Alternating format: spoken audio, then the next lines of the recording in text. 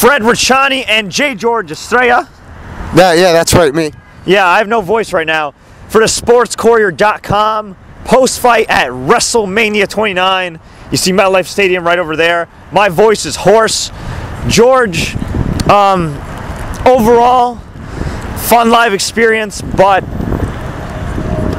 some surprises, some we didn't expect, some we didn't want. One surprise we didn't really want was the obstructed view. You see, they had this set, and I guess this had been a problem for other outdoor WrestleManias, which is preposterous. Shows that they care about their fans, right? At least in WrestleMania. So we sat down, and that giant pole, it was a four-beamed, you know, there's a pole for each side of the ring, so 4 sides. And it just, or each corner, and it blocked our view. You know, it's funny because just a few days ago, Wrestling Memes had put out a picture showing that, calling it Can't See Mania because of the polls, and I'm thinking, I saw it, and we had previewed the set just a few days before WrestleMania, and I'm thinking, you know, it's not going to be that bad. And the seats we had, by all means, were good seats, but the pole got in the way. And, you know, I really, like, we went with our webmaster Eugene, and we really, really tried to, you know, like, look on the bright side. Like, say, okay, you know, okay, the pole's there, but we're still going to have fun. And we did for the most part, but the problem is just, like, there were so many other people complaining, and, you know, like, we love what we do here, but we, you know what I mean? But at the same time, and, you know, we're lucky to go to all these events and things like that, so it wasn't so bad for us. But think about the person that doesn't go to a lot of wrestling shows. Think about the person that has 2 or 3 kids. Think about the person that's to save up money, okay, for a long-ass time, just to go to one event, to go to WrestleMania, to witness Rock versus John Cena, Undertaker, CM Punk, Brock Lesnar, Triple H. And you reward these people by having an obstructed view. Now, I get the whole Reddit post online where they said, oh, if you have an obstructed view and if it doesn't say it on your ticket, you're okay. An usher will move you. So an usher is going to move thousands of people that can't see on one side, and that side, and that side, and that side. 4 different sides. 4 different sides. It was just preposterous. Now, I will say this. Production value-wise, the show was pretty good. Nice pyro. Great looking set despite the fact that I couldn't see a lot of crap. I really feel like that hurt the crowd. I mean, I think you saw it too. I mean, a lot of people in our section were complaining, and younger kids didn't understand, and it was kind of hard to get into the match. I know you got into Fandango, right? Tell us about Fandango. I got into Fandango. He came out with all those dancers, brother, and he was moving around Grayson in style, and he did his thing. But as I was saying, the view again, that was it was an issue, and you know, we had a good entrance of the view of the entranceway. And we had a good view of Fandango's entrance, lucky me. And we had a good view of Diddy, which was cool, and like The Rock and John Cena embracing. But seriously, if you're paying a lot of money, and especially people that paid a lot more than we did, to go to WrestleMania, you should not have an obstructed view. Here's the thing.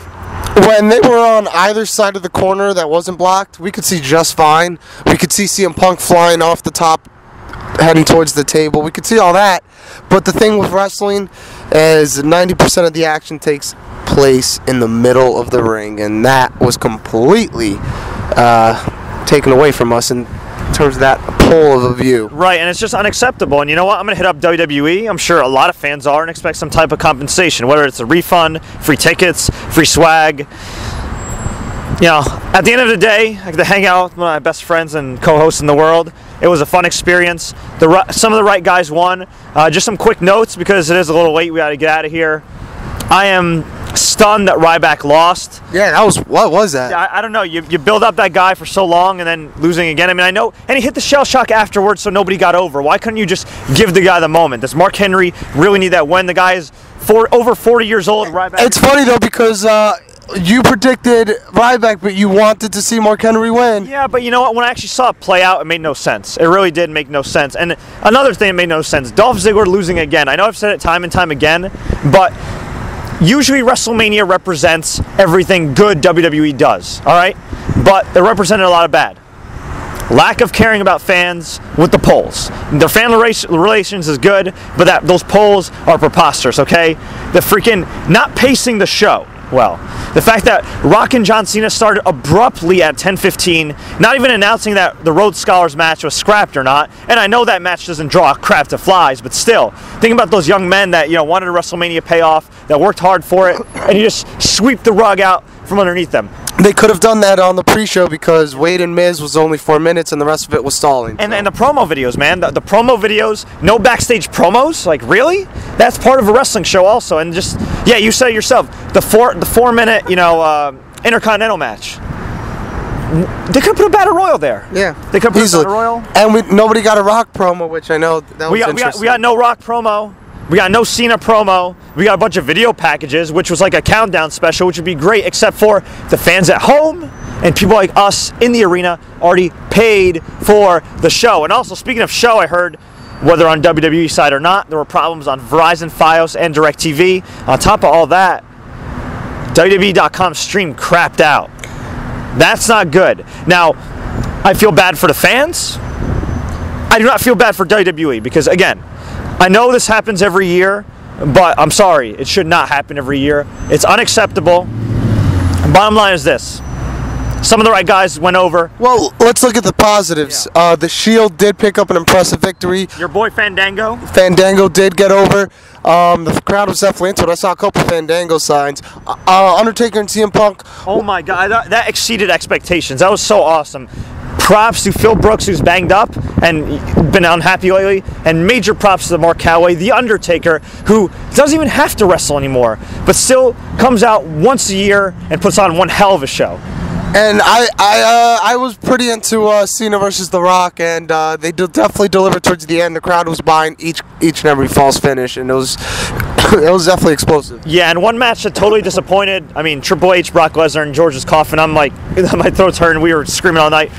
I mean, Triple H, Brock Lesnar was just preposterous. It was a decent match, but it wasn't the brutality I expected for No Holds Barred. There could have been more interference by like the Outlaws and Stephanie McMahon, since it made sense in the storyline. They could have protected Brock more. They didn't do that. If you're going to beat Brock, why not protect him? Instead, and I'm just going by my observation, nothing against him as a person, as a human being, but it came off that Triple H is very insecure, kind of lost his touch, and quite frankly, did not do a great job in protecting the company's investment in Brock Lesnar when they want Brock to face The Rock next year at WrestleMania 30 in New Orleans.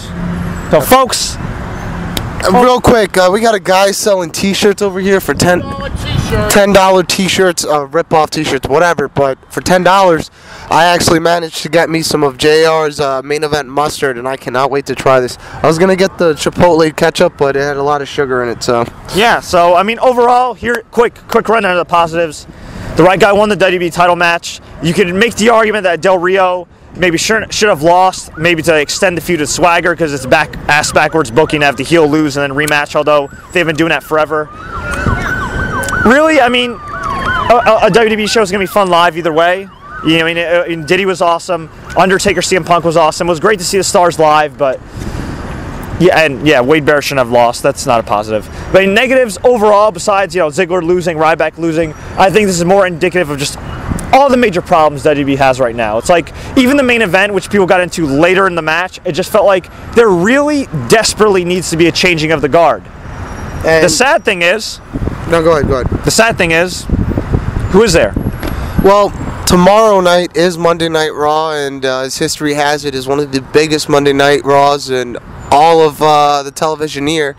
And I know you'll be in attendance. I will be there tomorrow, and who knows who else was going to show up on Raw, because that's usually what Raw brings, and some surprises. As you know, The Rock and Brock Lesnar are booked for Extreme Rules, so let's see how that will come into fruition. Right, but all I can say is, I'm sure they'll get their act together. They've known how to make money for a long time. They really disappointed me tonight with a bit of their live experience and the booking.